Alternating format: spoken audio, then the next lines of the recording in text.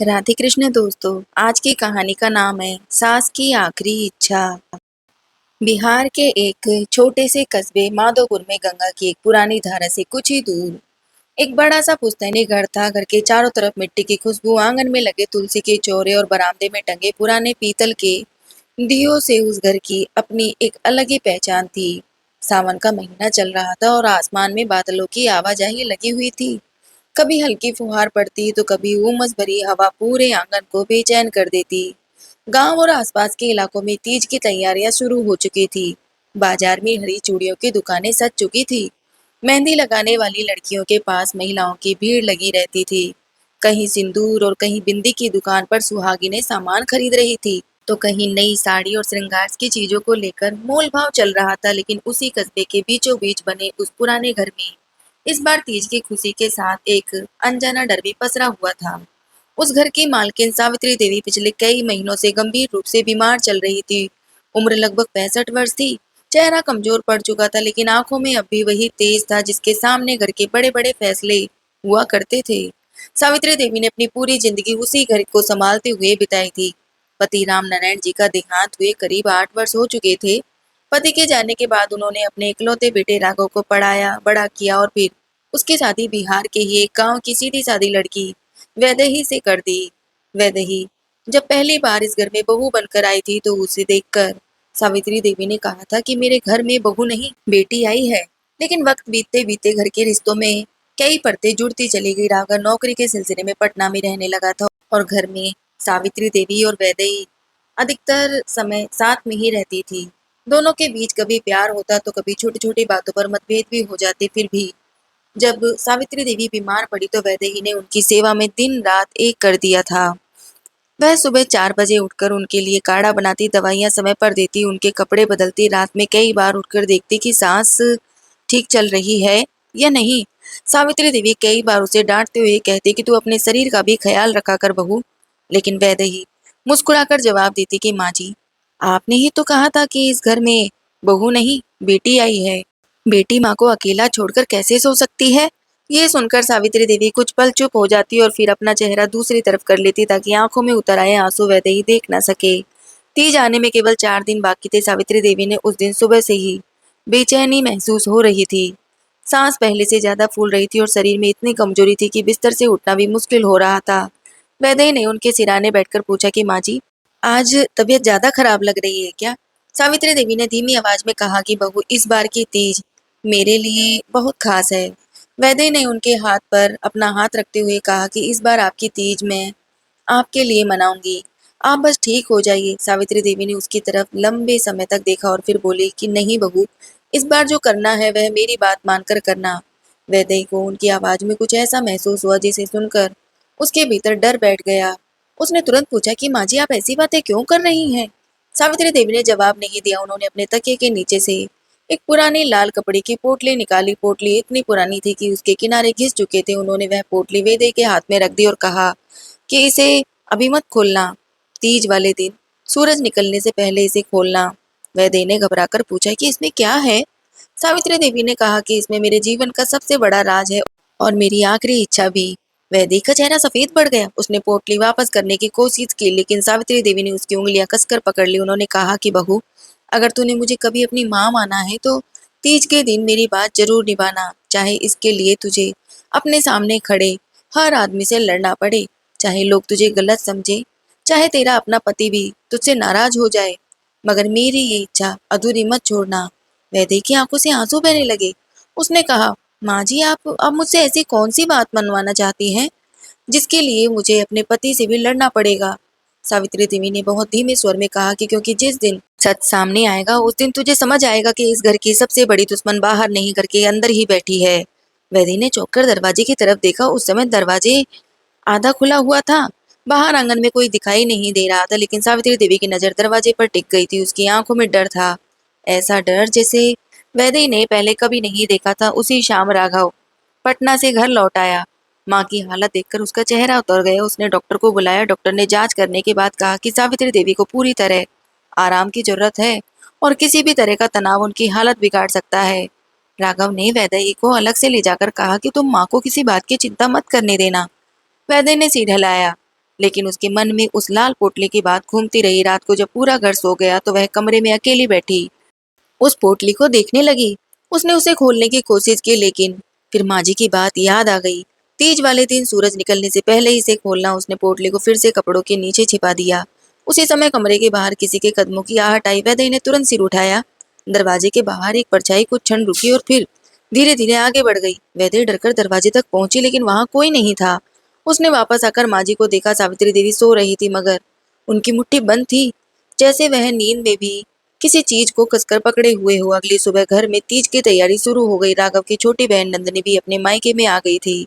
नंदनी शादी के बाद अपने ससुराल में रहती थी, लेकिन तीज के अवसर पर मायके आना उसके लिए बहुत जरूरी माना जाता था। वह अपनी माँ से बेहद प्यार करती थी, मगर वैदेही और नंदनी के बीच रिश्ते कभी मधुर नहीं रहे थे। नंदनी को लगता था कि वैदेही ने शादी के बाद उसकी माँ पर अधिकार जमा लिया है, जबकि वैदेही हमेशा उसे अपनी छोटी बहन समझकर समझाने की कोशिश करती थी। उस दिन नंदनी ने माँ के कमरे में जाकर पूछा, माँ, इस बार तीज पर क्या चाहिए? सावित्री देवी ने मुस्कुराकर कहा कि मुझे कुछ नहीं चाहिए बेटी, बस मेरी बहू मेरी एक बात मान ले। नंदिनी ने तुरंत वैदेही की तरफ देखा और बोली कि माँ, भाभी से क्या काम करवाना है आपको? सावित्री देवी ने जवाब नहीं दिया। वैदेही ने भी चुप रहना ही बेहतर समझा, लेकिन नंदिनी की नजर वैदेही के चेहरे तक टिक गई। उसे लगा कि दोनों के बीच में कोई ऐसी बात जरूर है जो उसे छिपाई जा रही है। दोपहर होते होते घर में रिश्तेदार आने लगे। महिलाएं गीत गाने लगी। आंगन में मेहंदी की खुशबू फैल गई। नंदिनी ने अपनी माँ के लिए नई लाल साड़ी निकाली। वैदेही ने सावित्री देवी के बाल ठीक किए और उनके माथे पर सिंदूर लगाया। सावित्री देवी ने आईने में खुद को देखा और कुछ क्षण के लिए जैसे पुराने दिनों में लौट गई। उन्होंने वैदेही का हाथ पकड़कर कहा, बहू, सुहाग केवल पति के साथ रहने का नाम नहीं, सुहाग उस विश्वास का नाम है जिसे औरत अपने जीवन की सबसे कठिन घड़ी में भी टूटने नहीं देती। वैदेही ने पूछा कि माँ जी, आप मुझे ये सब क्यों समझा रही है? सावित्री देवी ने उसकी आंखों में देखकर कहा कि क्योंकि तुझे जल्द ही अपने विश्वास की सबसे बड़ी परीक्षा देनी पड़ेगी, और उस परीक्षा में मैं तेरे साथ खड़ी नहीं रहूंगी। वैदेही ने कांपते हुए पूछा, माँ जी, ऐसा मत कहिए। लेकिन सावित्री देवी ने उसका हाथ अपने माथे से लगा लिया और बोली कि अगर मैं ना रहूं तो मेरी जगह तू इस घर की रक्षा करना। उस रात सावित्री देवी की तबीयत अचानक बिगड़ गई। राघव घबरा गया। डॉक्टर को फिर से बुलाया गया। डॉक्टर ने कहा कि हालत नाजुक है और आने वाले 24 घंटे बहुत ही महत्वपूर्ण है। वैदेही उनके पास बैठकर रो रही थी। सावित्री देवी ने बड़ी मुश्किल से आंखें खोली और उसे इशारों से अपने पास बुलाया। उन्होंने कहा, बहू, समय आ गया है। तीज के दिन सूरज निकलने से पहले लाल पोटली खोलना। उसमें जो मिलेगा उसे लेकर पुराने शिव मंदिर जाना। वहां जो व्यक्ति तुझे मिलेगा उसे पहचानना और उससे वह चीज ले लेना जो मेरे पास वर्षों से सुरक्षित है। वैदेही ने रोते हुए कहा, माँ जी, मैं कुछ समझी नहीं। सावित्री देवी ने कहा कि अभी मत समझ, बस मेरी बात मान। फिर उन्होंने राघव को बुलाया। राघव माँ के सिरहाने बैठ गया। सावित्री देवी ने बेटे की तरफ देखा और बोली, बेटा, अगर कभी मेरी बात और अपनी पत्नी के बीच चुनाव करना पड़े तो पहले अपनी पत्नी की बात सुनना।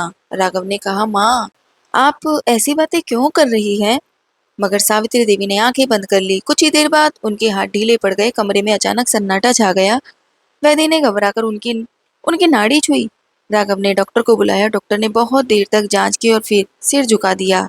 सावित्री देवी इस दुनिया से जा चुकी थी। घर में मातम छा गया। जिस आंगन में कुछ घंटे पहले तीज के गीत गूंज रहे थे, वहां अब रोने की आवाजें थी। नंदनी अपनी माँ के शरीर से लिपटकर फूट फूट कर रो रही थी। राघव जैसे पत्थर हो गया था और वैदेही के हाथ में वह लाल पोटली थी जिसे उसने अपनी सास के आखिरी सांसों के समय भी नहीं छोड़ा था। रात गहरी हो गई। रिश्तेदारों ने उसे समझाया कि अब सो जाओ, लेकिन वैदेही की आंखों में नींद नहीं थी। उसे माँ जी की आखिरी बात याद आ रही थी। तीज के दिन सुबह सूरज निकलने से पहले पोटली खोलना, पुराने शिव मंदिर जाना, किसी व्यक्ति को पहचानना और ऐसी चीज लेना जो वर्षों से सुरक्षित थी।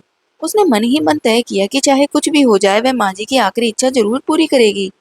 तीज की सुबह अभी पूरी तरह उजली भी नहीं हुई थी। आसमान में हल्की लालिमा दिखाई दे रही थी।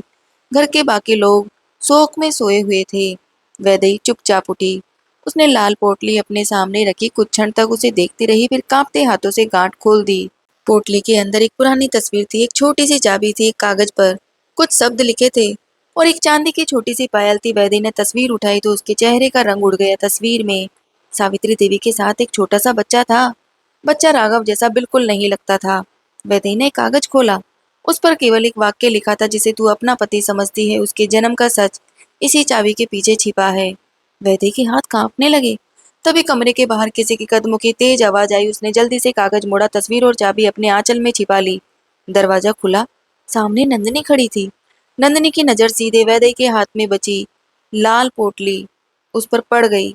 उसने पूछा, भाभी, माँ ने मरने से पहले तुम्हें क्या दिया था? वैदय कुछ बोल पाती उससे पहले नंदिनी ने आगे बढ़कर पोटली उसके हाथ से छीन ली, लेकिन उसमें अब कुछ नहीं था। नंदिनी ने गुस्से में पूछा कि तुम माँ से क्या छिपा रही थी? वैदेही ने शांत स्वर में कहा कि नंदिनी, ये माँ जी की आखिरी इच्छा है। मैं इसे पूरा करके ही तुम्हें सब बताऊंगी। नंदिनी ने कहा, मेरी माँ की आखिरी इच्छा मुझसे छिपाकर पूरी करोगी? ये कैसा रिश्ता है?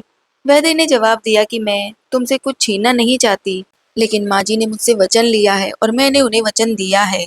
नंदिनी ने आंसुओं के बीच कहा कि अगर इस पोटली में कुछ ऐसा है जिससे मेरे भाई का घर टूट सकता है तो मैं तुम्हें इसे पूरा नहीं करने दूंगी। वैदेही ने पहली बार उसकी आंखों में देखकर कहा, नंदिनी, शायद माँ जी इसी वजह से चाहती थी कि ये काम मैं करूं, क्योंकि जो सच सामने आने वाला है वह केवल मेरे घर का नहीं, तुम्हारे मायका का भी भविष्य बदल सकता है। नंदिनी कुछ समझ नहीं पाई। वैद्य ने चुपचाप अपनी साड़ी का पल्लू ठीक किया, माथे पर सिंदूर लगाया और तीज के निर्जला व्रत का संकल्प लेकर घर से बाहर निकल पड़ी। उसे नहीं पता था कि पुराने शिव मंदिर में कौन उसका इंतजार कर रहा है। उसे ये भी नहीं पता था कि चाबी किस दरवाजे को खोलेगी, लेकिन उसे इतना जरूर पता था कि उसकी सास ने मरते समय जिस विश्वास से उसकी तरफ देखा था, उस विश्वास को वह किसी भी कीमत पर टूटने नहीं देगी। और जैसे ही वह मंदिर की ओर बढ़ी, पीछे घर की खिड़की से कोई उसे जाते हुए देख रहा था।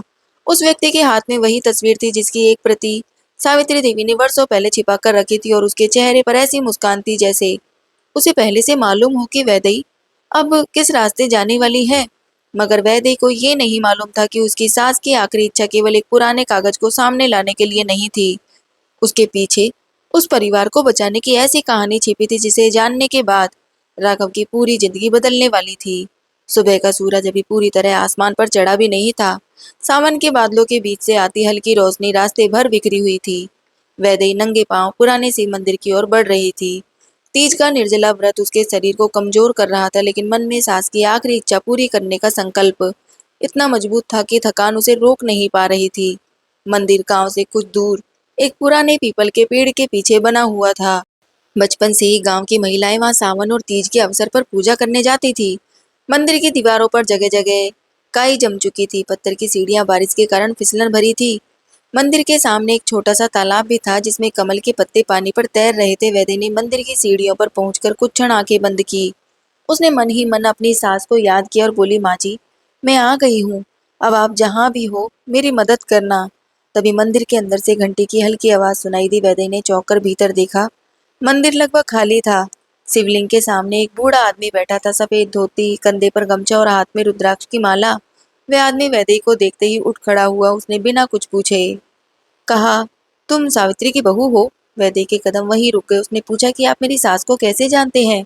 बूढ़े ने कहा कि मैं उन्हें नहीं, उनके उस सच को भी जानता हूँ जिसे उन्होंने पूरी जिंदगी अपने सीने में दबा कर रखा। वैद्य ने तुरंत अपने आंचल से छोटी चाबी निकाली। बूढ़े आदमी ने चाबी देखते ही गहरी सांस ली और कहा कि आखिर सावित्री ने वह चाबी तुम्हें दे ही दी। वैद्य की आंखों में चिंता भर गई। उसने पूछा कि इस चाबी से क्या खुलेगा? बूढ़े ने मंदिर की पिछली दीवार की ओर इशारा किया और कहा कि वहां जो बंद है उसे खोलने के बाद शायद तुम्हें अपनी सास की आखिरी इच्छा का असली अर्थ समझ में आएगा। वैद्य उसके पीछे मंदिर के पिछवाड़े पहुंची।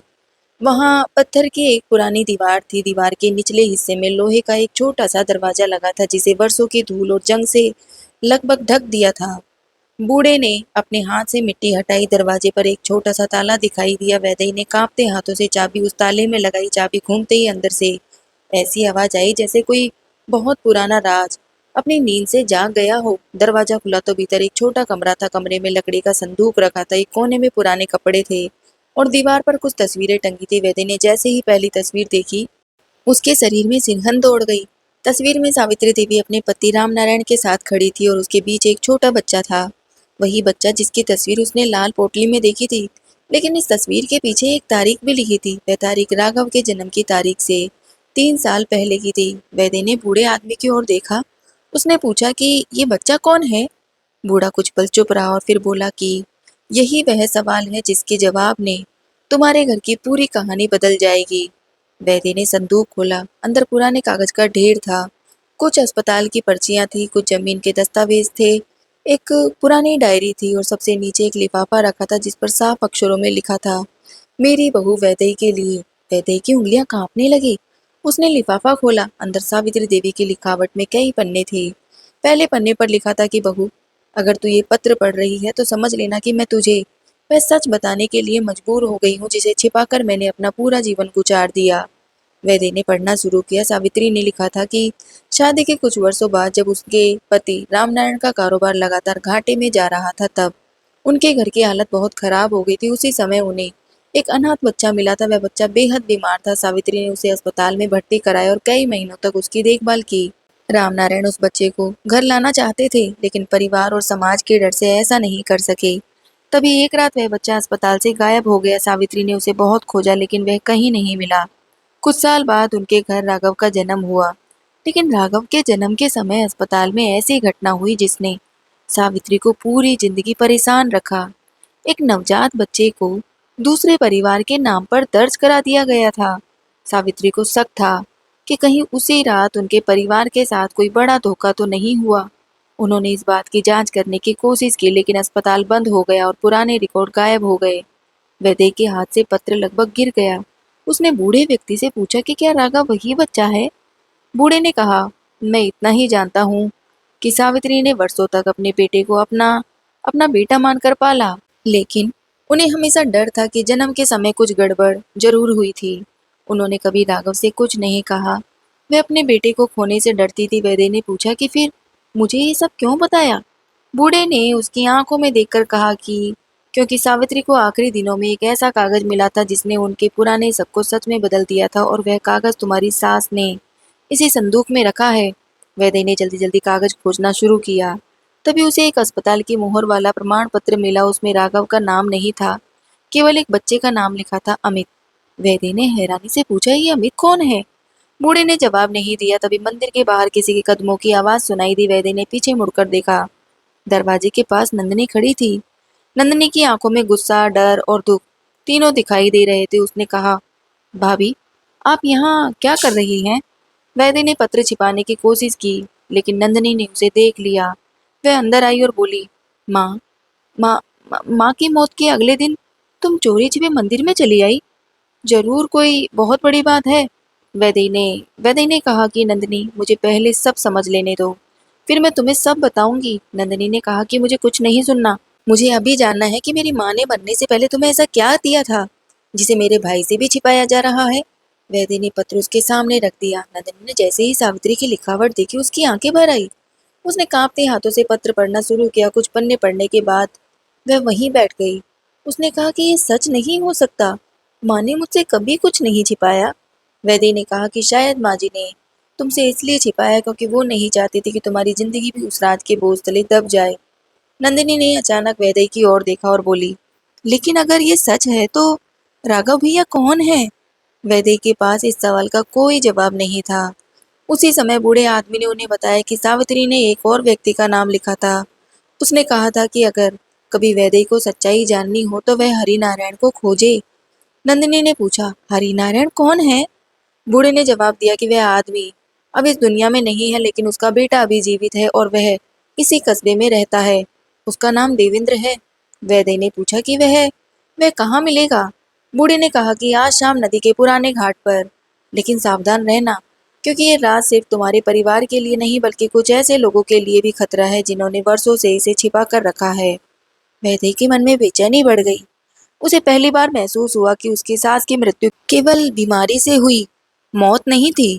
शायद उन्हें किसी बात का डर था। शायद वह डर उनके आखिरी शब्दों में छिपा था। मंदिर से निकलते समय नंदिनी ने वैदेही का हाथ पकड़ लिया। उन्होंने कहा, भाभी, मैं भी आपके साथ चलूंगी। वैदेही ने मना किया लेकिन नंदिनी ने कहा कि ये केवल तुम्हारी सास का राज नहीं है, ये मेरी माँ का भी राज है और अगर मेरी माँ ने मरते समय तुम पर भरोसा किया था तो मैं उस भरोसे को तुम्हारे खिलाफ इस्तेमाल नहीं करूंगी।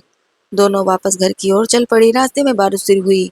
सावन की बूंदें तेज होती गई। वैदेही ने अपने आंचल में पत्र और प्रमाण पत्र छिपा लिए, लेकिन उसे पता नहीं था कि घर में किसी ने उनके कमरे की तलाशी ले ली है।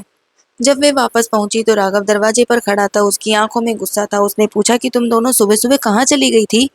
नंदिनी कुछ कहती उससे पहले ही वैदेही ने कहा, हम दोनों मंदिर गए थे। राघव ने पूछा कि माँ के मरने के अगले दिन मंदिर जाने की इतनी जल्दी क्या थी? वैदेही चुप रही। राघव ने उसकी तरफ देखकर कहा कि तुम मुझसे कुछ छिपा रही हो। वैदेही की आंखों में आंसू आ गए। उसने सोचा कि अगर वह अभी सच बता देगी तो शायद सब कुछ टूट जाएगा, लेकिन अगर अगर चुप रही तो माँ जी का वचन अधूरा रह जाएगा। राघव ने अचानक वैदेही का हाथ पकड़ लिया और पूछा कि माँ ने मरने से पहले तुम्हें क्या दिया था? वैदेही ने हाथ छुड़ाते हुए कहा कि उन्होंने मुझे एक जिम्मेदारी दी थी। राघव ने कहा कि कैसी जिम्मेदारी? वैदेही ने कहा कि जब तक मैं पूरी नहीं कर लूं तब तक मैं कुछ नहीं बता सकती। राघव ने गुस्से में कहा कि तुम मेरी पत्नी हो और मेरी माँ की बहू, तुम्हें मुझसे कुछ छिपाने का अधिकार नहीं है। नंदिनी ने बीच में आकर कहा, भैया भाभी को मत मजबूर करो, माँ ने शायद कोई वजह से ये बात उन्हें बताई होगी। राघव ने नंदिनी की ओर देखा और बोला, तू भी अब इसी के साथ है? नंदिनी ने कहा, मैं अपनी माँ के साथ हूँ भैया, और मेरी माँ ने आखिरी वक्त में भाभी पर भरोसा किया था। राघव कुछ कह पाता उससे पहले बाहर से एक आदमी की आवाज आई। वह घर के दरवाजे पर खड़ा था। उसने अपना नाम देवेंद्र बताया था। वैदेही का दिल जोर से धड़कने लगा। वही देवेंद्र जिसके बारे में मंदिर के बूढ़े ने बताया था। देवेंद्र ने घर में प्रवेश करते ही राघव को देखकर कुछ क्षण के लिए जैसे उसके चेहरे का रंग ही बदल गया। उसने कहा कि मुझे सावित्री देवी से मिलने आना था। मुझे पता नहीं था कि वह अब नहीं रही। राघव ने कहा कि आप मेरी माँ को कैसे जानते हैं? देवेंद्र ने उत्तर दिया कि तुम्हारी माँ मेरे पिता को जानती थी। राघव ने पूछा कि आपके पिता कौन थे? देवेंद्र ने कहा कि हरिनारायण। ये नाम सुनते ही वैदेही और नंदिनी एक दूसरे की तरफ देखने लगी। देवेंद्र ने जेब से एक पुरानी चिट्ठी निकाली और कहा कि ये मुझे मेरे पिता के मरने से पहले मिली थी। उन्होंने कहा था कि अगर कभी सावित्री देवी की मृत्यु हो जाए तो यह पत्र उनके बेटे को देना। राघव ने पत्र लेने के लिए हाथ बढ़ाया, लेकिन देवेंद्र ने अचानक अपना हाथ पीछे कर लिया और कहा कि ये पत्र तुम्हें नहीं, तुम्हारी पत्नी को देना है। राघव स्तब्ध रह गया। देवेंद्र ने ये पत्र वैदेही को सौंप दिया। वैदेही ने पत्र खोला। उसमें केवल कुछ पंक्तियां थी। सावित्री को जो डर था वह सच था, लेकिन जिसे वह अपना सबसे बड़ा दुख समझती रही वही आगे चलकर उनके परिवार की सबसे बड़ी रक्षा बनेगा। राघव को उसके जन्म का सच बताने से पहले उस आदमी को खोजना जो आज भी पुराने अस्पताल के रिकॉर्ड अपने पास रखता है। वैदेही ने पत्र पढ़कर ऊपर देखा। देवेंद्र जा चुका था। राघव ने पूछा कि इसमें क्या लिखा है? वैदेही कुछ कहती उससे पहले ही उसके हाथ से पत्र गिर गया। राघव ने उसे उठा लिया। उसने पढ़ा और उसके चेहरे पर अविश्वास छा गया। उसने वैदेही से पूछा कि क्या माँ को कभी शक था कि मैं उनका बेटा नहीं हूँ? वैदेही की आंखों से आंसू निकल पड़े। उसने कहा कि मुझे नहीं पता। राघव ने कहा कि लेकिन अब मैं जानना चाहता हूँ, चाहे इसके लिए मुझे अपनी पूरी जिंदगी उलटनी पड़े। तभी नंदिनी ने कहा, भैया माँ ने तीज के दिन भाभी से कुछ करवाने की बात कही थी। शायद ये सब उसी से जुड़ा है। राघव ने वैदेही की तरफ देखा। उसका गुस्सा अब टूट चुका था। उनकी जगह एक ऐसा दर्द था जिसे देखकर वैदेही खुद भी कांप गई। उसने धीरे से कहा कि राघव, माँ जी ने मुझे कहा था कि अगर कभी जरूरत पड़े तो तुम्हें भी मेरे खिलाफ खड़े होने देना, लेकिन उनका सच सामने लाना, क्योंकि उन्हें डर था कि एक दिन तुम्हें अपने ही जन्म के बारे में जानना पड़ेगा। राघव ने आंखें बंद कर ली। कुछ क्षण बाद उसने कहा कि अगर माँ ने मुझे ये जिम्मेदारी दी थी तो अब मैं भी तुम्हारे साथ चलूंगा, लेकिन एक शर्त है। जब सब सच सामने आए तो मुझसे कुछ मत छिपाना। शाम होते होते तीनों पुराने मंदिर के घाट की तरफ निकल पड़े। आसमान पर काले बादल छाए हुए थे। गंगा की धारा तेज थी। घाट के आखिरी छोर पर एक टूटी हुई नाव के पास उन्हें एक बूढ़ा आदमी दिखाई दिया। उसने अपना नाम शंभुनाथ बताया। वैद्य ने जैसे ही उसे देखा उसे समझ में आ गया कि वही वह व्यक्ति है जिसका जिक्र सावित्री की डायरी में था। शंभुनाथ ने राघव को गौर से देखा और कहा कि आखिर वह दिन आ ही गया। राघव ने पूछा कि आप मुझे कैसे जानते हैं? बूढ़े ने जवाब दिया कि मैंने तुम्हें जन्म लेते नहीं देखा, लेकिन मैंने तुम्हें उस रात अस्पताल से जाते जरूर देखा था। राघव के चेहरे पर डर उतर गया। उसने पूछा कि उस रात क्या हुआ था? बूढ़े ने नदी की तरफ देखते हुए कहा कि उस रात अस्पताल में दो बच्चे पैदा हुए थे। एक सावित्री देवी के परिवार का था, दूसरा एक गरीब महिला का। सुबह जब रिकॉर्ड बने तो दोनों बच्चों के नाम बदल चुके थे, और उस गलती के पीछे केवल गलती नहीं थी, किसी ने जानबूझकर ऐसा किया था। राघव के पैरों तले जमीन खिसक गई। वैद्य ने उसका हाथ पकड़ लिया। शंभुनाथ ने आगे कहा, लेकिन इस कहानी का सबसे बड़ा सच अभी बाकी है, क्योंकि जिस जिस बच्चे को राघव समझ कर सावित्री ने पाला वह शायद उनका अपना खून था ही नहीं, और जिस बच्चे को किसी दूसरे घर भेज दिया गया था, उसकी असली पहचान आज तक एक रहस्य है। शंभुनाथ ने अपनी जेब से एक पुरानी तस्वीर निकाली। तस्वीर में दो नवजात बच्चे थे और पीछे अस्पताल की मोहर थी। वैद्य ने तस्वीर देखते ही लाल पोटली वाली तस्वीर याद की। दोनों तस्वीरों में एक ही कपड़ा था। उसने घबराकर पूछा कि क्या इन दोनों बच्चों में एक राघव है? शंभुनाथ ने कहा कि ये सवाल मैं नहीं, वह व्यक्ति जवाब देगा जिसने अस्पताल के रिकॉर्ड बदलवाए थे, और वह व्यक्ति आज भी जिंदा है। तभी दूर से किसी वाहन के रुकने की आवाज आई। तीनों ने पीछे मुड़कर देखा। एक काली गाड़ी घाट के पास आकर रुकी थी। उसमें से एक आदमी उतरा। उसके हाथ में पुरानी फाइल थी। उसने राघव को देखते ही कहा कि तुम्हें यहाँ नहीं आना चाहिए था। वैद्य ने पहचान लिया कि ये वही आदमी था जिसकी परछाई उसने तीज की सुबह घर से निकलते समय खिड़की के पीछे से देखी थी। आदमी ने सीधे राघव की तरफ देखकर कहा कि अगर तुम्हें अपना जन्म सच में जानना है तो पहले ये तय करो कि तुम अपने परिवार को बचाना चाहते हो या अपने जन्मदाता को ढूंढना, क्योंकि दोनों में से एक को चुनना पड़ेगा। राघव कुछ समझ ही पाता उससे पहले उस आदमी ने फाइल नदी में फेंक दी। तेज हवा चल रही थी। फाइल पानी की तरफ उड़ने लगी। वैदेही दौड़कर उसे पकड़ने लगी, लेकिन उसी क्षण उसका पैर फिसल गया और वह सीधे घाट की सीढ़ियों से नीचे गिर पड़ी। राघव ने उसे बचाने के लिए छलांग लगा दी और पानी में गिरते समय वैद्य के हाथ से वह चांदी की पायल छूटकर नदी में जा गिरी। वही पायल जिसे सावित्री देवी ने अपनी आखिरी इच्छा के साथ उसे सौंपा था। मगर उस पायल के भीतर छिपा छोटा सा कागज अभी तक किसी ने नहीं देखा था, और उसी कागज पर वह नाम लिखा था जो पूरे परिवार के अतीत को हमेशा के लिए बदलने वाला था। तेज बहाव के बीच वैदेही का शरीर पानी में डूबता चला गया। राघव ने बिना एक पल गवाए उसके पीछे छलांग लगा दी थी। नदी का पानी सावन की बारिश के कारण सामान्य से कहीं ज्यादा उफान पर था।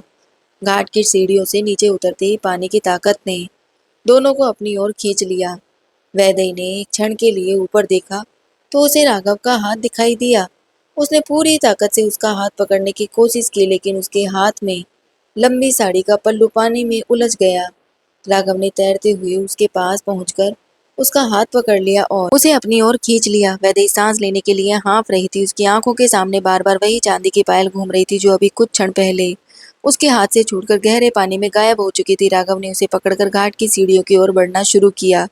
तभी पीछे से शंभुनाथ ने रस्सी फेंकी और देवेंद्र ने दौड़कर उसका दूसरा सिरा पकड़ लिया। काफी मशक्कत के बाद राघव वैदेही को लेकर किनारे तक पहुंचा। वैदेही जमीन पर बैठ गई। उसके बालों से पानी टपक रहा था और राघव ने उसकी ओर देखकर कहा कि तुम्हें कुछ हो जाता तो? मैं अपनी माँ के सामने कभी सिर नहीं उठा पाता। वैदेही ने उसकी तरफ देखा और धीमे स्वर में बोली, मुझे नहीं, उस पायल को बचाना था। माँ जी ने उसे यूं ही नहीं दिया था। राघव ने कहा कि पायल तो नदी में चली गई, लेकिन वैदेही ने पानी की तरफ देखते हुए कहा कि नहीं राघव, माँ जी ने कहा था कि जो चीज मुझे मिलेगी वह मेरे परिवार की रक्षा करेगी। अगर वह पायल नदी में गई है तो शायद उसमें अभी भी कोई जवाब छिपा है। देवेंद्र उसी समय नदी के किनारे घुटनों के बल बैठ गए। उसने पानी की ओर काफी देर तक देखा और फिर बोला कि यह नदी कई राज अपने भीतर रखती है, लेकिन हर राज हमेशा के लिए नहीं छिपता। उसने अपनी जेब से एक छोटी लोहे की कांटी निकाली और घाट की सीढ़ियों के पास पानी में डालने लगा। शंभुनाथ ने उसे रोकना चाहा, लेकिन देवेंद्र ने कहा कि मेरे पिता ने मुझे बताया था कि सावित्री देवी ने इस पायल को किसी खास वजह से संभाल कर रखा था। अगर वह पानी में गई है तो शायद शायद वह यहाँ नहीं, उस पत्थर की दरार में अटकी होगी। कुछ देर खोजने के बाद उसकी उंगलियां किसी धातु से टकराई। उसने पानी के भीतर हाथ डाला और जब बाहर निकाला तो उसकी हथेली में वही चांदी की पायल थी। वैदेही की आंखों से आंसू निकल गए। उसने पायल को अपने हाथ में लिया और उसे गौर से देखने लगी। पायल के एक हिस्से पर बहुत ही महीन सी दरार थी। वैदेही ने अपनी उंगली से उसे दबाया तो पायल का छोटा सा खोखला हिस्सा खुल गया। अंदर एक मुड़ा हुआ कागज था। पानी में भीग जाने के बावजूद उस पर लिखे अक्षर कुछ हद तक पढ़े जा सकते थे। वैदेही ने कांपते हाथों से कागज खोला। उस पर केवल एक नाम लिखा था, अमित प्रकाश। उसके नीचे एक तारीख थी और उसी तारीख के सामने लिखा था, माधोपुर जिला अस्पताल, जन्म रजिस्टर क्रमांक 47। राघव ने कागज को देखा तो उसके चेहरे पर अजीब सा भाव था। उसने पूछा कि अमित कौन है? शंभुनाथ ने सिर झुका लिया। देवेंद्र ने गहरी सांस लेते हुए कहा कि अब हमें उस अस्पताल के रिकॉर्ड तक पहुंचना ही होगा, क्योंकि यही नाम इस पूरी कहानी का पहला असली सिरा है। वह काली गाड़ी वाला आदमी अब भी कुछ दूरी पर खड़ा हुआ था। उसने देखा कि पायल और कागज वैदेही के हाथ में हैं, तो उसके चेहरे की कठोरता अचानक गायब हो गई। वह धीरे धीरे उनकी तरफ आया और बोला कि तुम लोगों ने वो चीज ढूंढ ही ली जो सावित्री ने इतनी सावधानी से छिपाई थी। राघव ने उसकी ओर कदम बढ़ाते हुए पूछा, तुम कौन हो और मेरी माँ को कैसे जानते हो? आदमी ने जवाब दिया कि मेरा नाम महेश्वर प्रसाद है, मैं उसी अस्पताल में कई साल पहले क्लर्क था, लेकिन अब वहाँ अस्पताल नहीं है। राघव ने उसकी कॉलर पकड़ ली और पूछा कि मेरे जन्म की रात क्या क्या हुआ था, बताओ मुझे। महेश्वर ने उसकी आंखों में देखा और कहा कि अगर सच सुनने की हिम्मत है तो पहले मुझे छोड़ो। राघव ने उसे धक्का दिया, लेकिन वैदेही ने उसका हाथ पकड़ लिया। उसने कहा कि माँ जी ने मुझे लड़ने के लिए नहीं, सच जानने के लिए भेजा है। महेश्वर ने पहली बार वैदेही को ध्यान से देखा और बोला कि सावित्री ने ठीक चुना था। तुमने तुम में वही धैर्य है जो उनमें था। फिर उसने अपनी फाइल खोली और एक पुराना कागज निकालकर राघव के सामने रख दिया। उसमें अस्पताल में जन्म लेने वाले दो बच्चों की प्रविष्टियां थी। एक के सामने माता पिता के नाम राम नारायण और सावित्री लिखे थे, दूसरे के सामने गरीब मजदूर दंपति हरि नारायण और कमला का नाम दर्ज था। लेकिन कुछ ही घंटों बाद दोनों प्रविष्टियों पर स्याही फेंककर नाम बदल दिए गए थे। राघव कुछ समझ नहीं पा रहा था। उसने पूछा कि अगर मेरा नाम राघव नहीं था तो मैं कौन हूँ? महेश्वर ने कहा कि तुम्हारा जन्म नाम अमित था। राघव ने जैसे ही ये सुना, उसके चेहरे का रंग उड़ गया। वैदेही ने उसके कंधे पर हाथ रखा। महेश्वर ने आगे कहा कि उस रात दो बच्चों में से एक को सावित्री के परिवार के नाम पर दर्ज किया गया और दूसरे को एक ऐसे परिवार के नाम पर भेज दिया गया जिसका पता बाद में कभी नहीं मिला। लेकिन असली खेल ये था कि बच्चा बदलना किसी डॉक्टर की गलती नहीं थी, किसी ने जानबूझकर ये काम करवाया था। राघव ने पूछा कि किसने? महेश्वर ने उसकी ओर देखते हुए कहा कि तुम्हारे पिता राम नारायण को व्यापार में भारी घाटा हुआ था। उनके साझेदार ने उनकी जमीन और संपत्ति पर नजर रखी थी। उसी समय परिवार में ये डर भी था कि अगर सावित्री का अपना बच्चा पैदा नहीं हुआ तो पुश्तैनी संपत्ति किसे मिलेगी।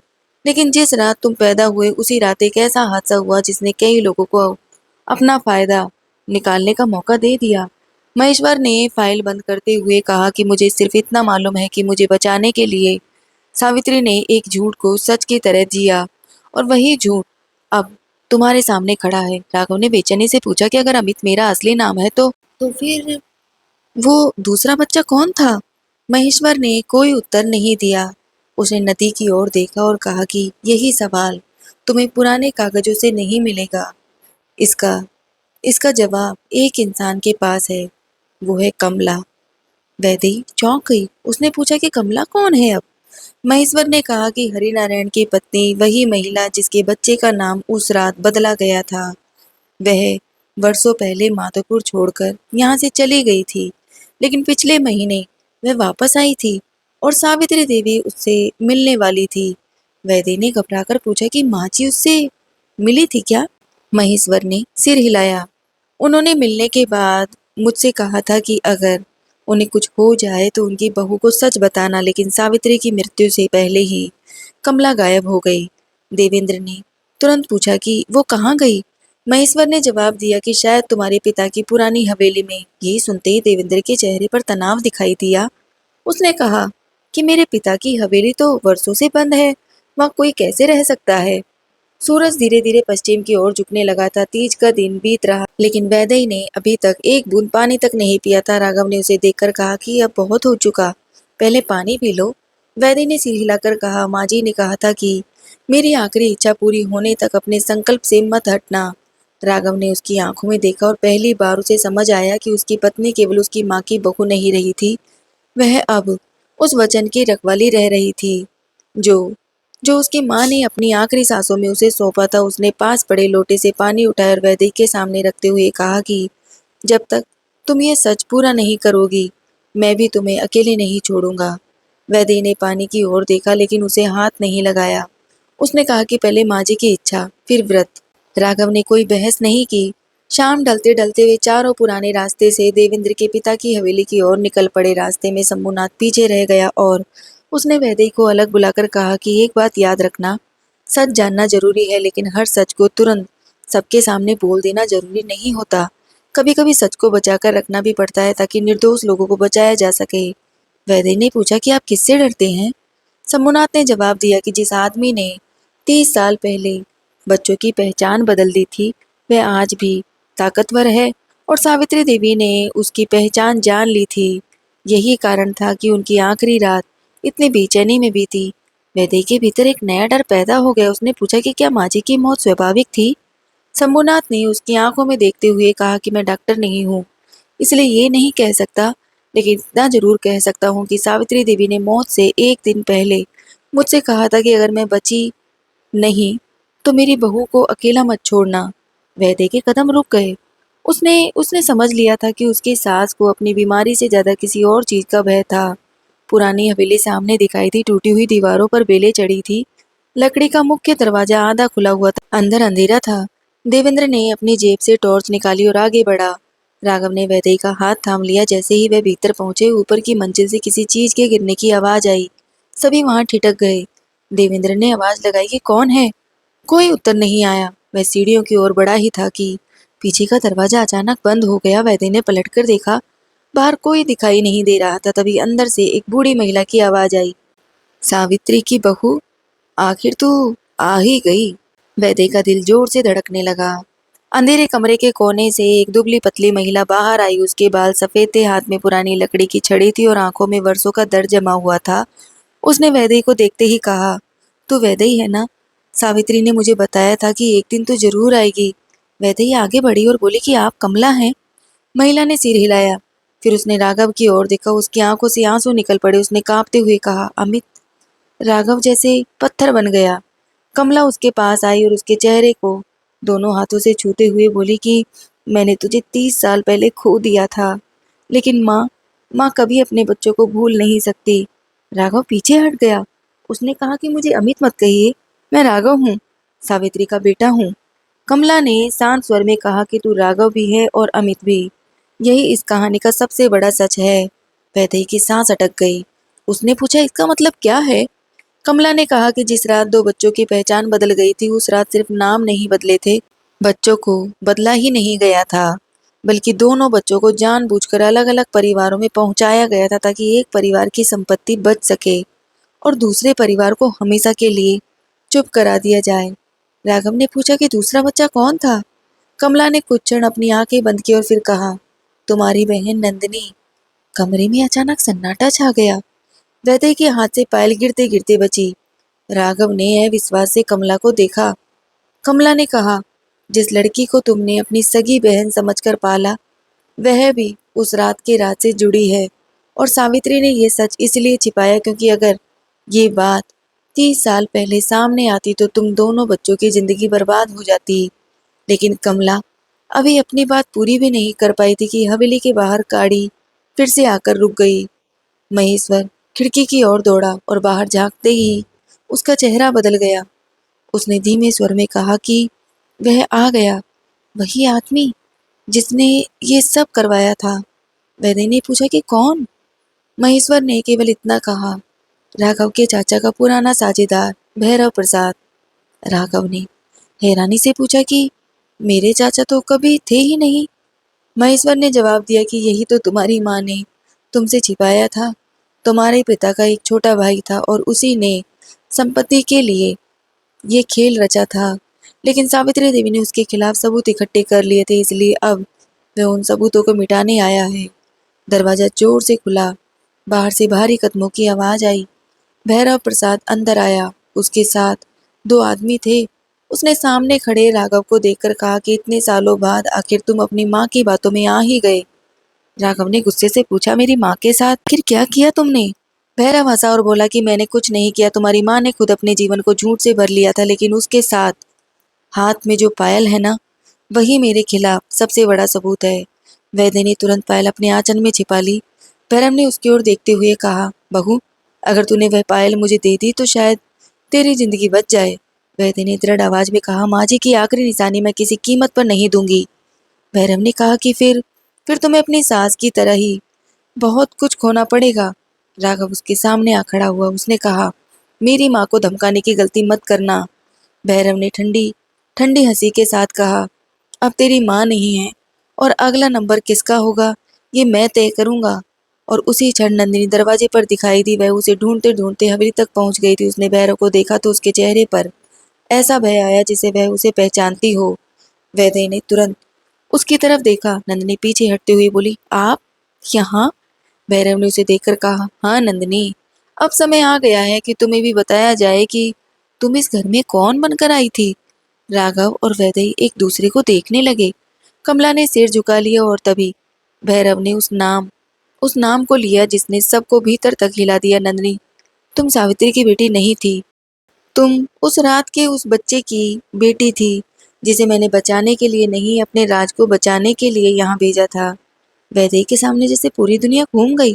राघव ने नंदिनी की ओर देखा। नंदिनी की आंखी में आंसू था, लेकिन उसके चेहरे पर एक ऐसा भाव था जैसे वह इस बात को पहले से जानती हो। और उसी क्षण वैदेही को उसी सास की आखिरी बात याद आई।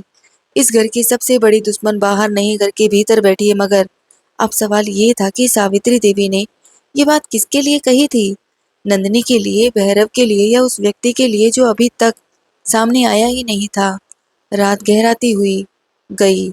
माधोपुर के उस पुराने घर में शुरू हुआ तीज का व्रत अब एक ऐसे राज की दहलीज पर पहुंच चुका था जहां खून के रिश्ते, जन्म की पहचान और परिवार की पूरी विरासत एक दूसरे के सामने खड़ी थी। हवेली के भीतर ऐसा सन्नाटा था कि बाहर गिरती बारिश की बूंदें भी किसी चेतावनी की तरह सुनाई दे रही थी।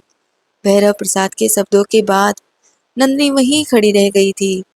उसके होठ कांप रहे थे, लेकिन आवाज जैसे गले में अटक गई थी। राघव ने उसकी ओर बढ़कर पूछा, नंदिनी, वो ये आदमी कहाँ रह रहा है? नंदिनी ने कोई जवाब नहीं दिया। उसने धीरे से अपना चेहरा दोनों हाथों में छिपा लिया और रोने लगी। वैद्य ने उसे संभालने के लिए आगे बढ़ना चाहा, लेकिन नंदिनी पीछे हट गई। उसने कहा कि भाभी, मुझसे मत पूछना, मुझे नहीं पता मैं कौन हूँ। मेरी माँ कौन थी, मेरा भाई कौन है, मेरा घर कौन सा है, मैं किस नाम से पैदा हुई थी। आज तक जिस रिश्ते को अपना समझकर जीती रही, अगर वे सारे झूठ थे तो मेरे पास बचा ही क्या है? वैद्य ने उसके कंधे पर हाथ रखते हुए कहा कि रिश्ते केवल खून से नहीं बनते नंदिनी। जिन लोगों ने तुम्हें प्यार दिया, जिनके साथ तुमने जीवन बिताया, वे झूठे नहीं हो जाते। लेकिन नंदिनी ने रोते हुए कहा कि मेरी माँ ने मुझे क्या समझकर पाला था? राघव ने उसकी ओर देखकर कहा, माँ ने तुम्हें बेटी समझकर पाला था और मेरे लिए तुम आज भी मेरी बहन हो, चाहे दुनिया कुछ भी कहे। भैरव ने उनकी बात सुनकर व्यंग से हंसते हुए कहा कि यही तो सावित्री की सबसे बड़ी चाल थी। उसने दो बच्चों को अलग अलग नाम देकर ऐसा रिश्ता बनाया जिसे कोई तोड़ नहीं सके। राघव ने उसकी ओर घूमकर देखा और कहा कि तुम सच नहीं बता रहे। तुम तुम चाहते हो कि हम तुम्हारी बात मान ले। भैरव ने कहा कि मेरे पास सबूत है। उसने अपने साथ आए आदमी से एक पुराना बक्सा मंगवाया। बक्से में पुराने कागज, अस्पताल की पर्चियां और तस्वीरें थी। उसने एक प्रमाण पत्र राघव के सामने फेंकते हुए कहा, देखो, इस पर तुम्हारा जन्म नाम अमित है और दूसरे प्रमाण पत्र पर नंदिनी का नाम सुमन दर्ज है। राघव ने कागज हाथ में लिया। वैदेही ने भी उसे देखा, लेकिन उसकी नजर एक छोटी सी मोहर पर अटक गई। उसने कहा कि यह मोहर गलत है। भैरव चौंक गया। वैद्य ने बताया कि इस कागज पर अस्पताल की वही मोहर है जो शंभुनाथ के पास मौजूद पुराने रिकॉर्ड में नहीं थी। इसका मतलब ये प्रमाण पत्र बाद में बनवाया गया हो सकता है। भैरव ने उसे घूर कर देखा। वैद्य ने कहा कि माँ जी ने मुझे सिर्फ राज खोलने नहीं भेजा था, उन्होंने मुझे ये भी कहा था कि किसी कागज को सिर्फ इसलिए मत मानना क्योंकि उस पर मोहर लगी है। सच को पहचानने के लिए उसके पीछे की कहानी देखना। महेश्वर ने पहली बार राहत की सांस ली। उसने कहा कि सावित्री ने मुझे सही वजह से चुना था। भैरव ने उसे गुस्से से देखा और कहा कि तुम अब तक चुप क्यों रहे? महेश्वर ने जवाब दिया कि मैं 30 साल से डरता रहा, लेकिन सावित्री देवी के मरने के बाद मुझे समझ आया कि डरते डरते जिंदगी खत्म हो जाती है। अब सच बोलना जरूरी है। उसने बताया कि जिस रात अस्पताल में बच्चों की अदला बदली हुई थी, उस रात रजिस्टर में केवल 2 बच्चों की प्रविष्टि नहीं बदली गई थी। तीसरे पन्ने तीसरे पन्ने पर एक गुप्त नोट भी लिखा गया था। उस नोट में लिखा गया था कि बच्चों की पहचान बदलने का आदेश अस्पताल के बाहर से आया था और आदेश देने वाला व्यक्ति कोई डॉक्टर नहीं था, बल्कि जिले के एक प्रभावशाली व्यापारी का आदमी था। राघव ने पूछा कि वह व्यापारी कौन था? महेश्वर ने भैरव की ओर देखा। भैरव के चेहरे का रंग बदल गया। उसने कहा, झूठ मत बोलो। महेश्वर ने जवाब दिया कि मैं झूठ बोलता रहा हूँ, आज पहली बार सच बोल रहा हूँ। उस व्यापारी का नाम था देवराज प्रसाद, भैरव का बड़ा भाई। राघव के पैरों तले जैसे जमीन ही खिसक गई। उसने कहा कि मेरे पिता का भाई महेश्वर ने कहा था कि देवराज प्रसाद वही आदमी जिसने रामनारायण की संपत्ति पर कब्जा करने के लिए उनके परिवार को तोड़ने की योजना बनाई गई थी। लेकिन कहानी में एक और मोड़ था। रामनारायण को संतान का बहुत इंतजार था और जब सावित्री ने बच्चों को जन्म दिया तो देवराज को डर था कि अब सारी संपत्ति राघव के नाम हो जाएगी। उसी समय हरिनारायण की पत्नी कमला ने भी बच्चे को जन्म दिया। देवराज ने अस्पताल के कर्मचारियों को पैसे देकर बच्चों की पहचान बदलने की कोशिश की, लेकिन सावित्री को कुछ शक हो गया। उन्होंने तुरंत बच्चों के पैरों में एक छोटी सी चांदी की पायल पहनाई थी। दूसरी ओर कमला ने अपने बच्चे के हाथ में लाल धागा बांधा था। हाथ में बच्चों की पहचान बदलने के बाद पायल और लाल धागा भी ऐसे निशान थे जिनसे सच सामने आ सकता था, लेकिन सावित्री ने पायल को छिपा दिया क्योंकि उन्हें डर था कि अगर देवराज को पता चल गया कि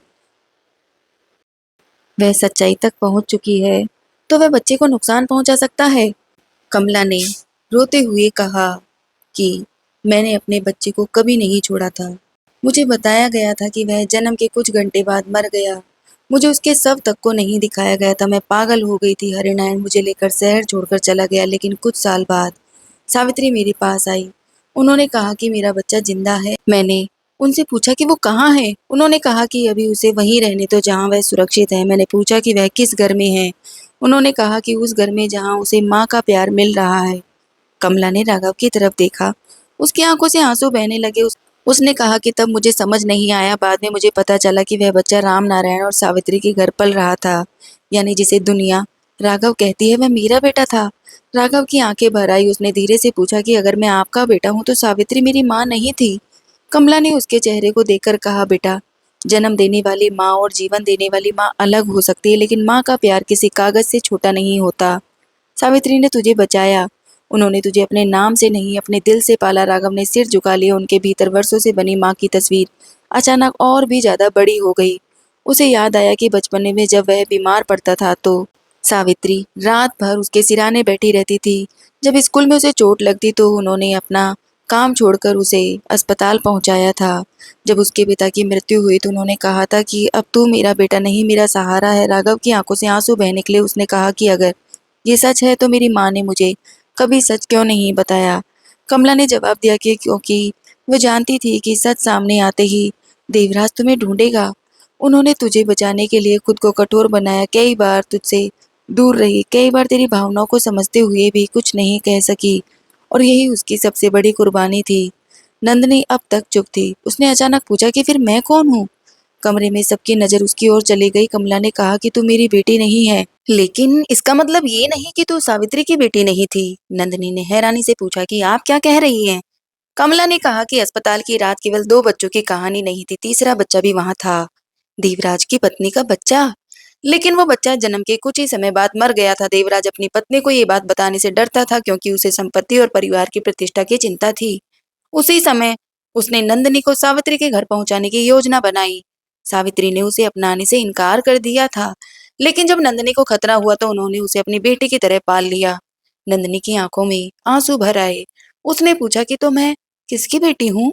कमला ने कहा कि तुम्हारा जन्म हरिनारायण या सावित्री से नहीं हुआ, लेकिन तुम्हारे जन्म का सच अभी मेरे पास भी पूरा नहीं है। सावित्री ने मुझे केवल इतना बताया था कि तुम्हारी पहचान को जानबूझकर मिटाया गया था क्योंकि तुम्हारे जरिए देवराज अपनी संपत्ति का एक हिस्सा बचाना चाहता था।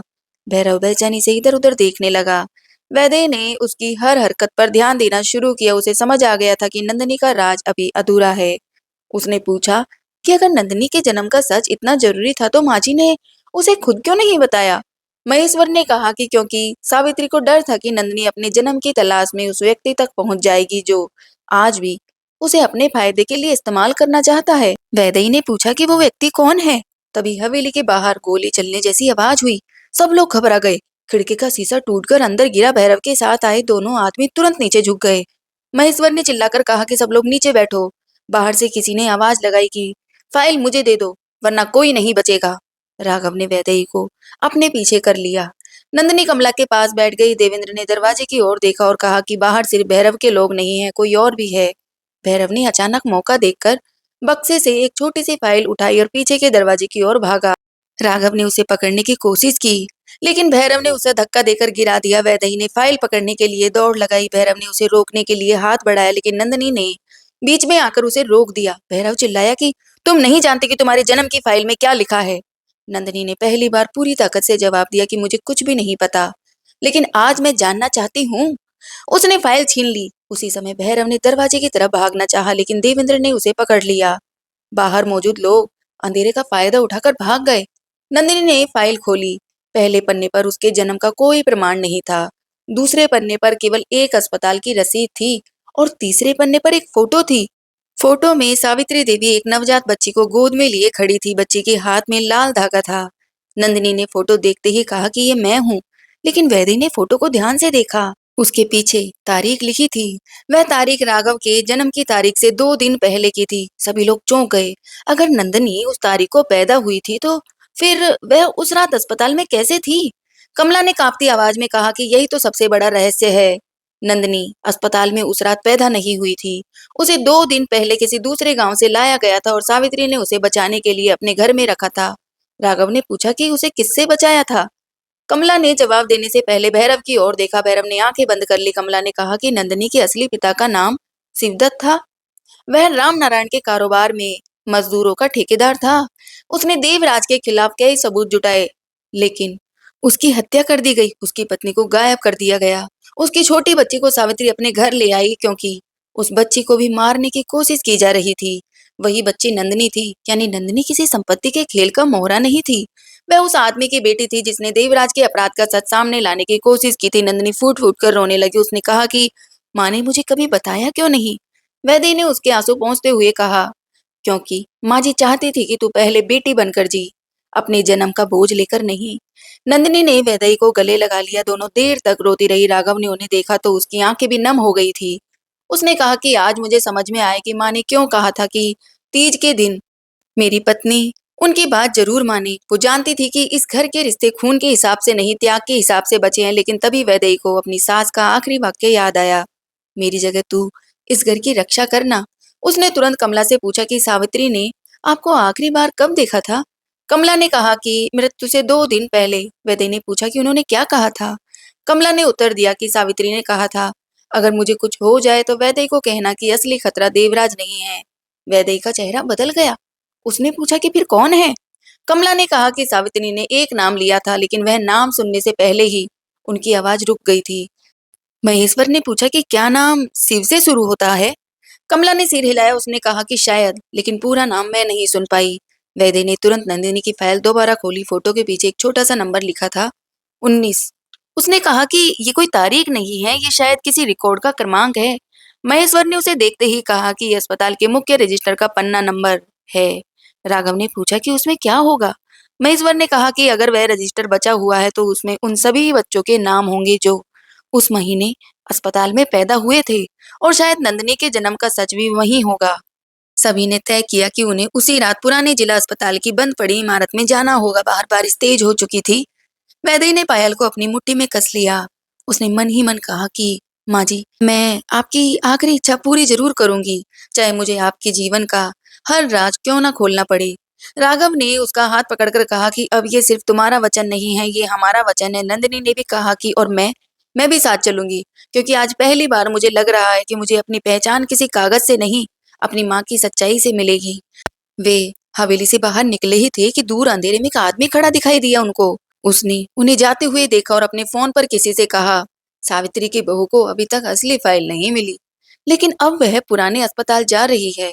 अगर वह रजिस्टर तक पहुंच गई तो 30 साल पुराना खेल अभी खत्म हो जाएगा।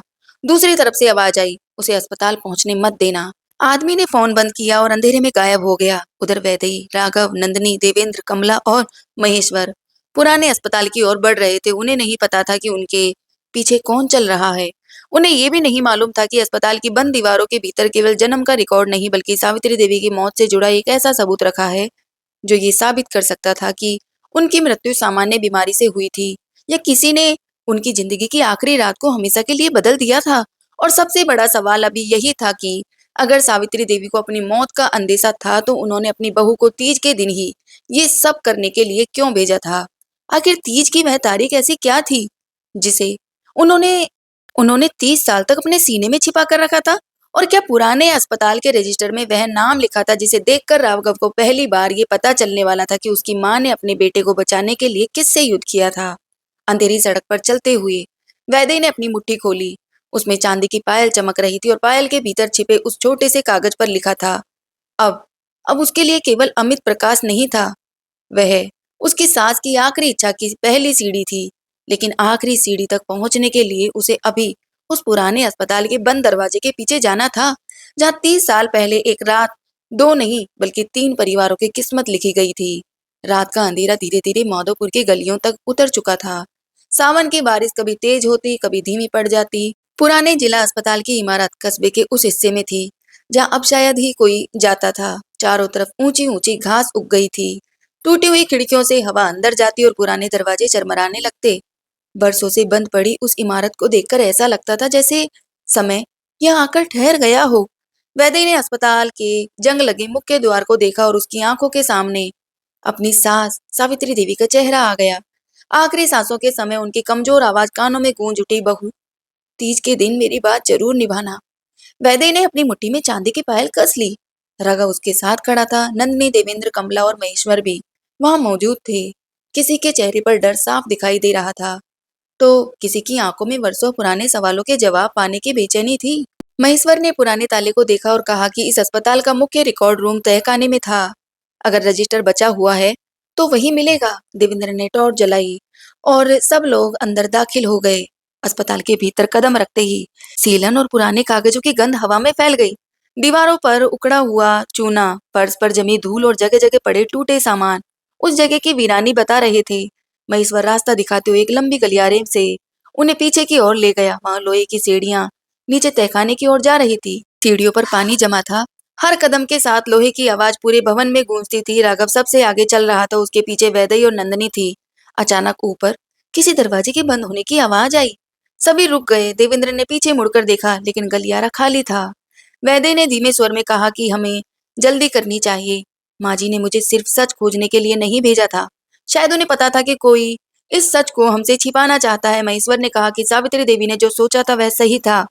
मैं जानती थी कि उनके जाने के बाद कई लोग तुम्हें रोकने की कोशिश करेंगे, लेकिन उन्होंने तुम्हें इसीलिए चुना क्योंकि उन्हें विश्वास था कि तुम डर कर पीछे नहीं हटोगी। तहखाने का दरवाजा खुलते ही धूल का गुबार उठ गया। अंदर लकड़ी की पुरानी अलमारियां थी। उन पर वर्षों पुराने रजिस्टर रखे थे। महेश्वर एक एक करके अलमारियां देखने लगा। उसने कहा कि हमें उस साल का रजिस्टर चाहिए जिसमें राघव के जन्म की तारीख दर्ज थी। कुछ देर बाद उसे मोटा सा रजिस्टर मिला। उसके ऊपर धुंधले अक्षरों में साल लिखा था। उसने उसे मेज पर रखा। राघव और वैदेही उसके पास आ गए। महेश्वर ने पन्ने पलटने शुरू किए। जन्म क्रमांक 41, 43, 44। फिर अचानक उसकी उंगली एक पन्ने पर रुक गई। क्रमांक 47, वही नंबर जो पायल में मिले कागज पर लिखा हुआ था।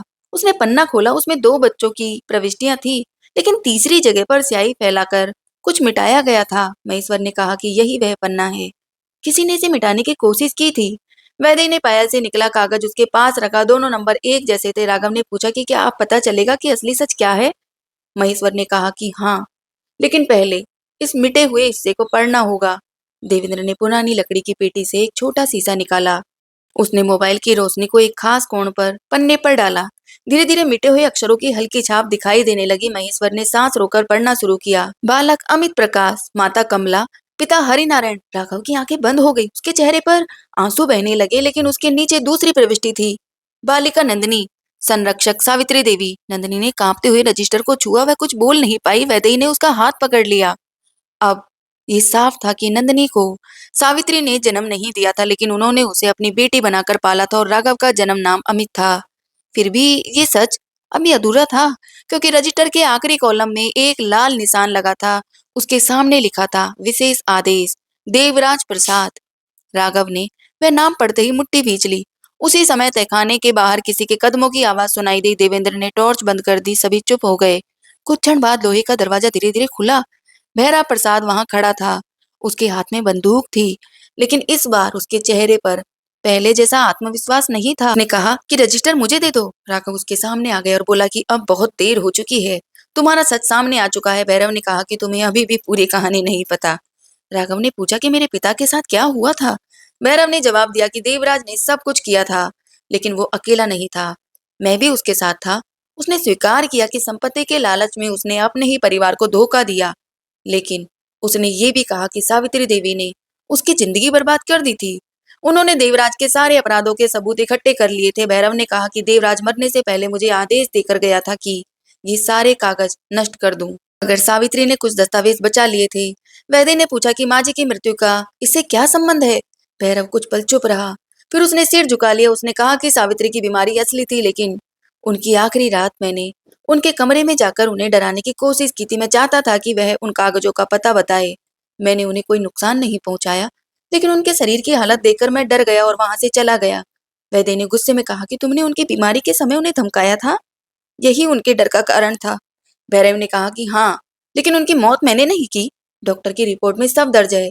उनकी मृत्यु हृदय की कमजोरी के कारण हुई। राघव ने राहत की सांस ली। उसे अपनी माँ की मृत्यु को लेकर जो संदेह था, उसका एक हिस्सा अब साफ हो चुका था।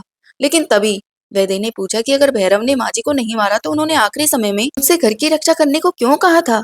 तभी महेश्वर ने रजिस्टर का आखिरी पन्ना पलटा। उस पन्ने के पीछे सावित्री देवी की लिखावट थी। महेश्वर ने उसे पढ़ना शुरू किया। अगर ये पन्ना मेरी बहू के हाथ लगे तो उसे समझना चाहिए कि मेरा सबसे बड़ा डर किसी की हत्या नहीं, बल्कि मेरे बच्चों के रिश्ते टूटने का है। राघव मेरा जन्मा बेटा नहीं है, लेकिन वो मेरे लिए संसार का सबसे बड़ा सत्य है। नंदनी मेरी कोख से नहीं आई, लेकिन उसने मेरे जीवन के बेटी होने का अर्थ दिया। अगर मेरे जाने के बाद कोई इन दोनों को उनके खून के नाम पर अलग करने की कोशिश करे तो मेरी बहू वैदेही उन्हें याद दिलाई कि माँ का रिश्ता जन्म से बड़ा होता है। मैंने तीज के दिन वैदेही को इसीलिए चुना क्योंकि वही इस घर में बिना किसी स्वार्थ के सबको जोड़ सकती है। वैदेही की आंखों से आंसू बहने लगे। उसने कागज अपने सीने से लगा लिया। अब उसे अपनी सास की आखिरी इच्छा का असली अर्थ समझ में आ रहा था। सावित्री देवी किसी छिपे खजाने या संपत्ति की रक्षा नहीं चाहती थी।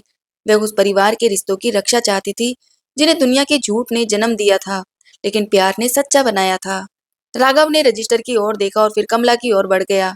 उनके उनके उनके पैर छुए। कमला रोते हुए उसे उठाने लगी। उसने कहा, बेटा मुझे माँ मत कहो, अगर इससे तुम्हारी माँ की जगह कम होती है।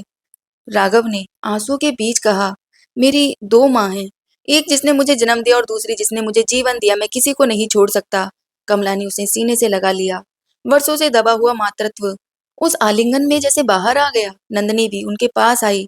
उसने कमला के पैर छुए, फिर बोली कि मैं आपकी बेटी नहीं हूँ, लेकिन अगर आपने मेरे भाई को जन्म दिया है तो मैं आपको अपने परिवार से अलग नहीं करूंगी। कमला ने उसका सिर सहलाया और कहा कि बेटी बनने के लिए जन्म लेना जरूरी नहीं होता। यही सावित्री ने मुझे वर्षों पहले समझाया था। वैदेही ने उस क्षण अपनी सास की तस्वीर निकाली। तस्वीर को देखते हुए उसने कहा कि माँ जी, आपका वचन पूरा हुआ। राघव और नंदनी अलग नहीं हुए, बल्कि आज उनका परिवार पहले से बड़ा हो गया है। राघव ने वैदेही की ओर देखा, कहा कि माँ ने तुम्हें अपनी बहू नहीं, अपने भरोसे की आखिरी रखवाली चुना था। तुमने वह भरोसा निभा दिया। नंदिनी ने वैदेही को गले से लगा लिया और कहा कि मैं सोचती थी कि भाभी ने मेरी माँ को मुझसे दूर कर दिया, लेकिन आज समझ में आया कि मेरी माँ ने भाभी को अपने पास इसीलिए रखा था क्योंकि वो जानती थी कि एक दिन यही बहू हम सबको एक साथ रखेगी। तभी पुलिस की गाड़ियों की आवाज बाहर सुनाई दी। देवेंद्र ने बताया कि उसने पहले ही स्थानीय थाने को सूचना दे दी थी। महेश्वर ने पुरानी रिकॉर्ड की प्रतियां सुरक्षित कर ली थी। भैरव ने बंदूक नीचे रख दी। उसने कहा कि मैं अपने अपराध की सजा भुगतूंगा, लेकिन एक बात कहकर जाऊंगा। सावित्री देवी सचमुच बहुत बड़ी औरत थी। वो अगर चाहती तो 30 साल पहले सब कुछ उजागर कर सकती थी, मगर उन्होंने दो बच्चों की जिंदगी बचाने के लिए अपने ऊपर झूठ का बोझ रखा। राघव ने कहा कि मेरी माँ ने किसी का हक नहीं छीना। उन्होंने केवल उन बच्चों को घर दिया जिन्हें दुनिया ने पहचान देने से इनकार कर दिया था। भैरव को पुलिस अपने साथ ले गई। उसके साथ वह राज भी बाहर चला गया, जिसे वह वर्षों से छिपाता रहा था। सुबह होने लगी थी। बारिश रुक चुकी थी। पूर्व दिशा में हल्की लालिमा दिखाई दे रही थी। तीज की रात समाप्त होने वाली थी। वैदेही ने महसूस किया कि उसका शरीर पूरी तरह थक चुका है, लेकिन मन में अजीब सी शांति थी। राघव उसके पास आया और पानी का गिलास उसके सामने रखा। उसने कहा कि अब माँ की आखिरी इच्छा पूरी हो गई। अब अपना व्रत खोलो। वैदेही ने पानी की ओर देखा और उसकी आंखों में आंसू आ गए। उसने आसमान की ओर देखकर कहा, माँ जी, जहां भी हैं आप, आज आपका बेटा मेरे सामने सुरक्षित खड़ा है। आपकी बेटी नंदनी भी हमारे साथ है। आपकी दी हुई जिम्मेदारी मैंने निभा दी। अब मुझे आशीर्वाद दीजिए। उसने पानी ग्रहण किया। राघव ने उसके माथे पर हाथ रखा। नंदनी ने मुस्कुराकर कहा, भाभी, आज पहली बार मुझे लगता है कि माँ सच में हमारे बीच है। अगले दिन माधोपुर के उसी पुश्तैनी घर में वर्षों बाद ऐसा सन्नाटा नहीं था जैसा सावित्री की मृत्यु के बाद था। आंगन में तुलसी के चौरे के पास उनकी तस्वीर रखी गई थी। तस्वीर के सामने दीपक जल रहा था। राघव ने घर के सभी पुराने कागज एक जगह रखे। उसने फैसला किया कि संपत्ति का कोई बड़ा फैसला केवल खून के आधार पर नहीं होगा। कमला के लिए घर में एक कमरा तैयार किया गया। उसने मना किया, लेकिन राघव ने कहा कि ये घर सिर्फ सावित्री का नहीं था। अब ये उन सभी का है जिन्हें माँ ने अपने आंचल में जगह दी थी। नंदिनी ने अपनी माँ की पुरानी साड़ियां संभाल कर रखी। उनमें से एक लाल साड़ी उसने वैदेही को दी। उसने कहा, माँ ने आखिरी बार इसे आपके हाथों में देखकर मुस्कुराया था, इसे आप रखिए। वैद्य ने साड़ी अपने सीने से लगा ली। कुछ दिनों बाद सावित्री की डायरी पूरी तरह पढ़ी गई। आखिरी पन्ने पर एक छोटी सी बात लिखी थी, मैंने अपनी बहू को इसीलिए चुना क्योंकि मैंने उसके भीतर वो बात देखी जो शायद मेरे बेटे में भी नहीं थी। वह रिश्ते निभाते समय हिसाब नहीं करती। जिस दिन मेरे घर का सच सामने आए, वह खून की तलाश मत करे, वह दिल की तलाश करे, क्योंकि परिवार वह नहीं जो एक ही खून से बना हो। परिवार वो है जो मुश्किल समय में एक दूसरे का हाथ ना छोड़े। वैदेही ने वो पन्ना पढ़कर डायरी बंद कर दी। उसकी आंखों में आंसू थे लेकिन चेहरे पर संतोष था। उसने तस्वीर के सामने हाथ जोड़कर कहा, माँ जी, आपने मुझे बहू बनाकर इस घर में भेजा था, लेकिन जाते जाते मुझे बेटी बनाकर अपना सबसे बड़ा राज सौंप दिया। मैं आपका ये विश्वास कभी नहीं भूलूंगी। समय बीतता गया। राघव ने कमला को माँ का सम्मान दिया। नंदिनी का रिश्ता अपने भाई के साथ पहले से भी मजबूत हो गया। दोनों भाई बहन ने मिलकर सावित्री की याद में गांव की गरीब लड़कियों के लिए एक छोटी सी सिलाई और शिक्षा केंद्र शुरू कराया। उसका नाम रखा गया सावित्री स्मृति केंद्र। वैदी उस केंद्र की जिम्मेदारी संभालने लगी और वह कहती थी कि माँ जी ने अपनी आखिरी इच्छा में मुझे केवल एक परिवार बचाने को नहीं कहा था। उन्होंने मुझे ये समझाया था कि किसी औरत की सबसे बड़ी ताकत उसका त्याग नहीं, उसका विवेक होता है। और अगर वह सही समय पर सही बात के लिए खड़ी हो जाए तो टूटते रिश्तों को भी फिर से जोड़ा जा सकता है। 1 साल बाद फिर सावन आया। माधोपुर में तीज की तैयारियां शुरू हुई। बाजार में फिर हरी चूड़ियां सज गई। मेहंदी की खुशबू गलियों में फैलने लगी। उसी पुराने पुश्तैनी घर के आंगन में भी महिलाएं इकट्ठी हुई, लेकिन इस बार तुलसी के चौरे के पास सावित्री देवी की तस्वीर के सामने लाल चुनरी रखी थी। नंदिनी ने वैदेही की हथेली पर मेहंदी लगाई। कमला ने उसके सिर पर हाथ रखा। राघव थोड़ी दूरी पर खड़ा मुस्कुरा रहा था। वैदेही ने आसमान की तरफ देखा। बादलों के बीच से सूरज की हल्की किरण निकल रही थी। उसे लगा जैसे सावित्री देवी कहीं पास खड़ी होकर कह रही हो, बहू, तूने मेरी आखिरी इच्छा निभा दी। वैदेही की आंखें भर आई। उसने तस्वीर के सामने दीपक जलाया और धीरे से कहा, माँ जी, आपकी इच्छा सिर्फ तीज के दिन पूरी नहीं हुई। आपने जो परिवार मेरे हाथों में सौंपा था ना, उसे मैं हर दिन निभाऊंगी। उस दिन घर में तीज के गीत देर तक गूंजते रहे, लेकिन उन गीतों के बीच एक ऐसा रिश्ता सबसे ज्यादा चमक रहा था जिसे किसी जन्म प्रमाण की जरूरत नहीं थी। राघव ने अपनी जन्म देने वाली माँ कमला को सम्मान दिया था, अपनी जीवन देने वाली माँ सावित्री की याद को हृदय में रखा था। नंदिनी ने अपने जन्म के रहस्य को अपनी पहचान बनने नहीं दिया था, और वैदेही ने साबित कर दिया था कि बहू अगर परिवार को अपना मान ले तो वह केवल घर की सदस्य नहीं रहती, वह पूरे परिवार की धड़कन बन सकती है। सावित्री देवी की आखिरी इच्छा का राज अब किसी बंद संदूक, पुरानी पायल या जंग लगे ताले में नहीं था। वह उस परिवार के व्यवहार में जीवित था, उस माँ के प्रेम में था जिसने अपने बच्चे को जन्म न देकर भी माँ का जीवन जिया था। उस उस बहू के वचन में था जिसने पति की नाराजगी, समाज की बातें और मौत का डर सब पीछे छोड़कर अपनी सास की बात निभाई। उस बहन के आंसुओं में था जिसने अपने जन्म का सच जानने के बाद भी अपने भाई का हाथ नहीं छोड़ा, और उस बेटे के निर्णय में था जिसने ये मान लिया था कि जिंदगी में कुछ रिश्ते खून से मिलते हैं, लेकिन कुछ रिश्ते इंसान अपने कर्मों से कमाता है। और शायद यही सावित्री देवी की सबसे बड़ी विरासत थी।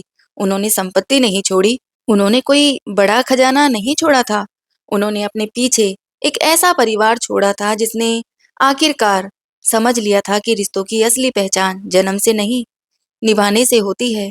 तीज का व्रत उस दिन समाप्त हुआ था, लेकिन वैदेही के लिए वह सिर्फ एक व्रत का अंत नहीं था, वह उस वचन की पूर्णता थी जो एक माँ ने अपनी आखिरी सांसों में अपनी बहू से लिया था। और उस दिन से माधोपुर में जब भी तीज आती, गांव की औरतें उस घर की कहानी जरूर सुनाती कि एक बार एक सास ने मरते समय अपनी बहू से एक आखिरी इच्छा मांगी थी, और उस बहू ने वह इच्छा केवल पूरी नहीं की, उसने एक टूटते हुए परिवार को फिर से एक परिवार बना दिया था। धन्यवाद दोस्तों, ये थी आज की कहानी। आपको कैसी लगी कमेंट करके जरूर बताइएगा।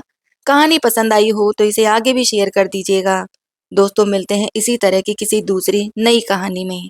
धन्यवाद दोस्तों। जय श्री राधे कृष्ण दोस्तों।